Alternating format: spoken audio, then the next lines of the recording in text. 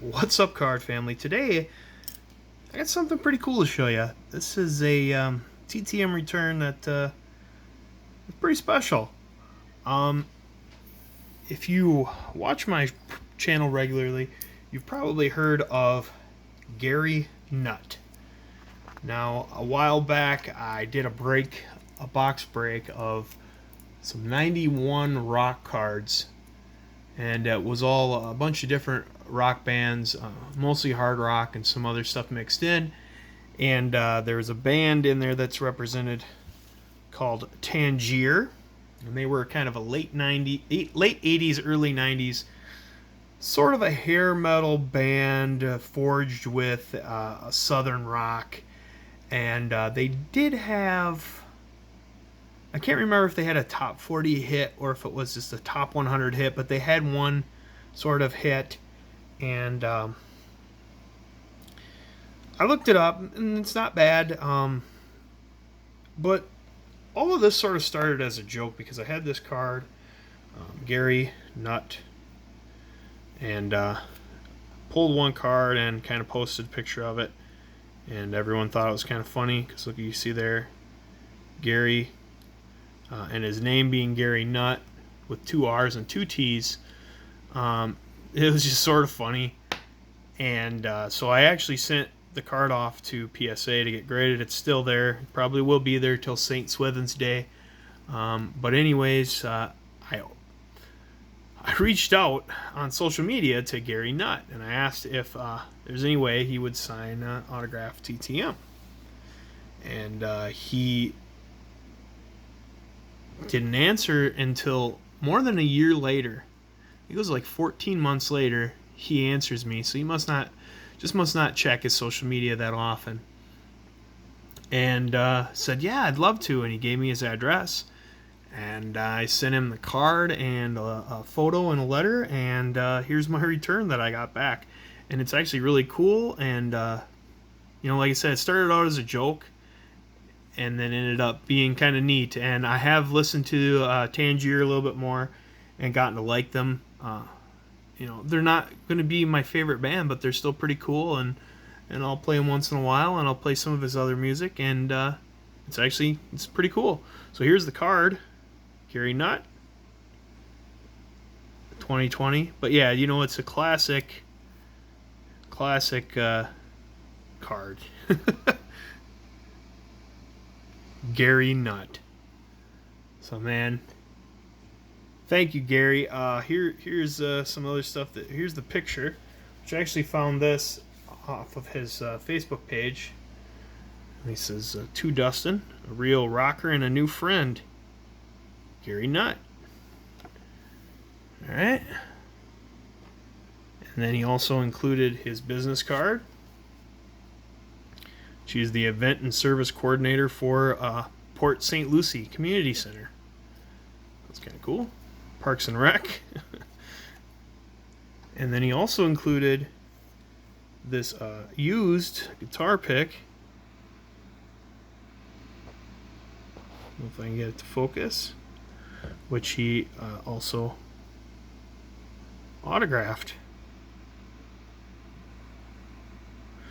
Alright.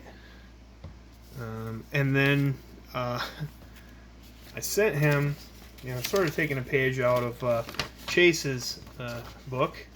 Sent him this questionnaire, and at first I thought, oh, he didn't answer. He didn't have time to answer it. But then I found that he included the typed out answers here. So this is pretty cool.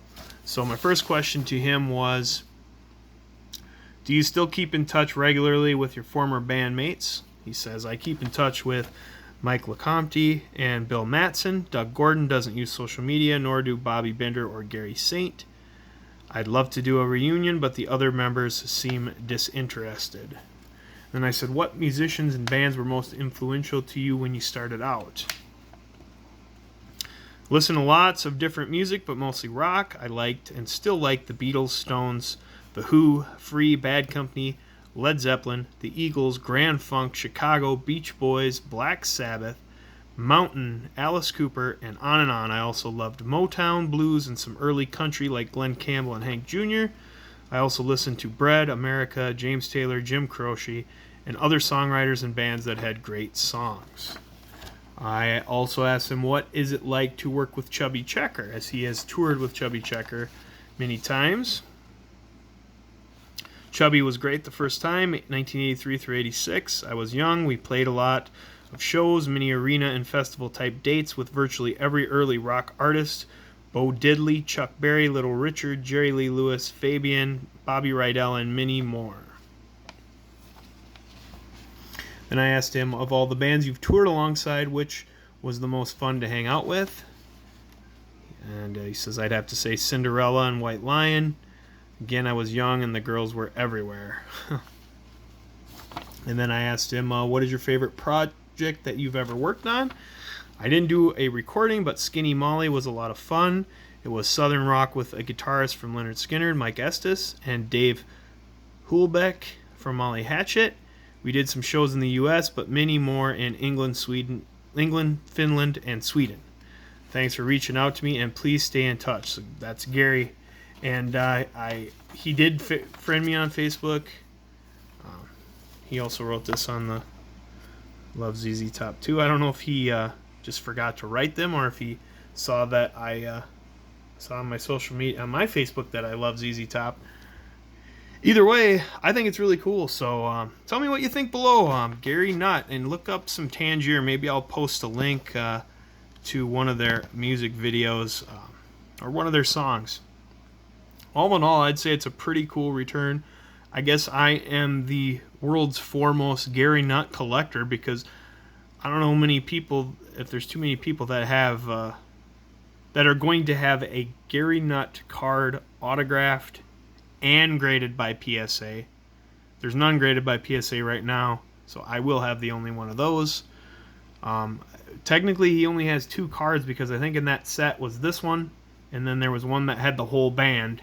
I think that's it. I think that's all of his cards. So, and I do have that one somewhere. Didn't dig it out for this, but anyways, that's my cool Garry Nutt TTM return. Garry, don't call me Garry. Nutt, don't call me Nutt. 2 R's and 2 T's.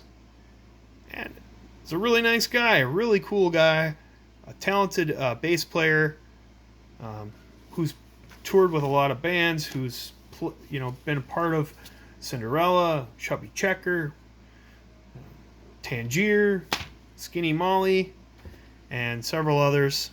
So thanks for checking out the video, and I hope you enjoyed it and thought it was kind of neat like I did. So check you later.